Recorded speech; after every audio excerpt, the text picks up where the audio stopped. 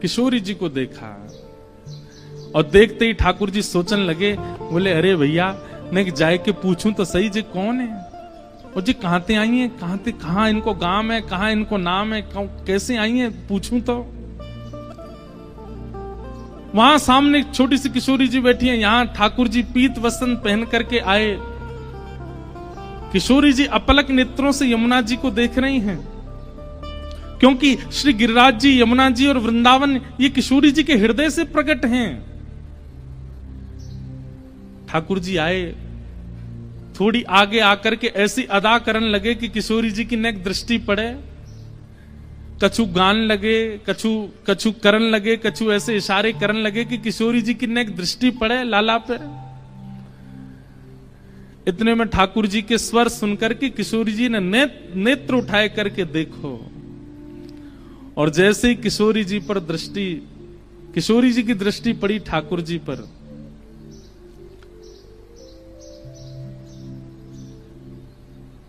बूझत श्याम कौन तू गोरी, बूझत श्याम कौन तू गोरी। पूछ रहे हैं ठाकुर जी, पूछ रहे हैं अरे गोरी तुम कौन हो,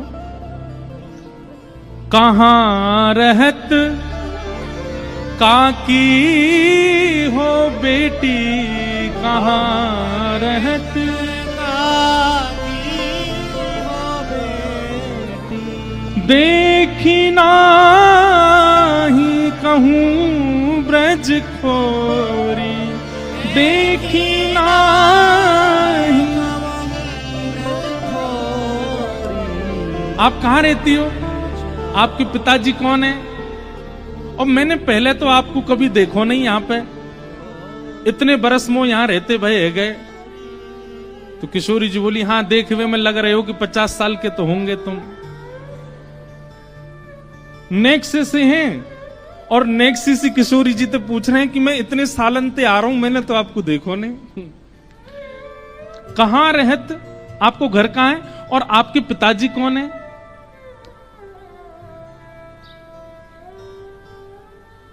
किशोरी जी बोली अरे हम वृषभानु जी की लाली हैं, और बरसानो हमारो घर है, वहीं रंग महल में हम रहमे, और यहां हमारो खेलवे को कोई प्रयोजन नहीं है। काहे को हम ब्रज तन आवत, काहे को हम ब्रज आवत, खेलत रही आपनी पोरी, खेलत रही आपनी पोरी। किशोरी जी कह रही हैं हमारे पिताजी वृषभानु जी हैं, और हमारो निवास बरसानो है, वहीं महल में हम विराजें। हमारी खेलवे के काजे ये सब जगह नहीं है, वन में आके खेलवे को हमारो कोई प्रयोजन नहीं है। हम तो हमारो भवन इतना बड़ा, हम वहीं खेलती रहे। अरे जब ते जन्म भयो तब ते आज तक हमने तो अपनो पूरा भवन देखो ही नहीं, इतना बड़ा भवन है हमारे पिताजी को, हमें कहा जरूरत पड़ी यहां आके खेलवे की। ठाकुर जी बोले तो फिर अपने भवन में ही खेल लो, काय को आई हो यहाँ पे, यहाँ काय को डोल रही हो, ऐसी छोटी सी हो, कोई हरण करके ले जाएगा तुम्हारो। किशोरी जी बोली वो तो आज सखीन को मन हो कि यमुना तट पे चलें, या हमारे हम उनके संग आए गई हैं, बाकी तो या स्थान में हमारे बरसाने में मना करी गई है कि जमुना तट और जमुना के पल्ली पार जानो ही नहीं है। ठाकुर जी बोले वो काय को, बोले हमारे बरसाने में ऐसो कहमे कहा, सुनत रही श्रवणन नंद धोटा, सुनत रही करत फिरत माखन दधी चोरी, करत फिरत चोरी। हमारे बरसाने में कहमे कि जमुना के तट पे और जमुना के पल्ली पार एक छोरा डोले, और वह छोरा को नाम तो मैं ना लूंगी, ऐसो सुनो वा को नाम गावे तू प्रकट है जाए।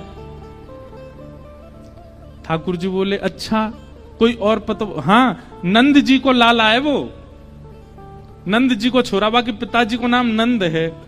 वाके काजे हमारे पूरे बरसाने में ऐसो हल्ला है कि वो चोरी करे, माखन की दही की चोरी करे। अब भैया पहले तो चोरी छोटी छोटी वस्तुन की होवे, धीरे धीरे फिर चोर निपुण है जाए तो बड़ी बड़ी वस्तुन ने चोरी करे।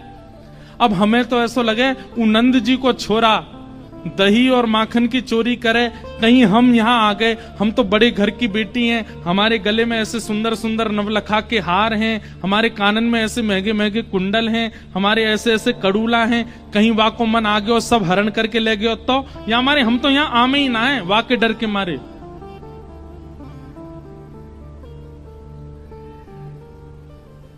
इतने में ही ठाकुर जी नीची नजर करके सुनने बोले अच्छा।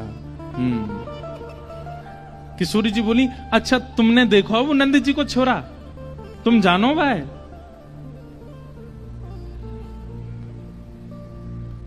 ठाकुर जी बोले वैसे बहुत बदनाम है बेचारो, ऐसो है ना है वो,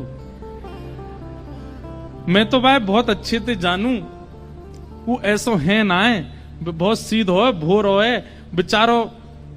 वाह यूं लगे कि घर में दही खाऊंगो, घर में मक्खन खाऊंगो, मेरी मैया बूढ़ी है गई है, वाकू दही बिलोनो पड़ेगो, बूढ़ी बाड़ी मैया की सेवा करनी चाहिए, वासो काम नहीं करानो चाहिए, या हमारे दूसरे के घर जाके दही खायावे। और इन गोपीन ने वहां पे झूठो चोरी को आरोप लगाई दियो, मैं तुम्हें साची बता रहा हूं। किशोरी जी बोली जा तरीका से आप पक्ष ले रहे हो और जा तरीका से तुम्हारे नैन मटक रहे, बातें तो यूं लग रही कहीं तुम ही तो नहीं हो नंद के लाला। ठाकुर जी की मुस्कान देख करके किशोरी जी उठ के खड़ी है, अरे तुम ही हो नंद के लाला, मैं अभी भाग रही हूं, रुको। अरे अरे ललिता, अरे विशाखा कहां को चली गई? अरे देख वही चोर आए गए हो जाके हम सब चर्चा कर रहे।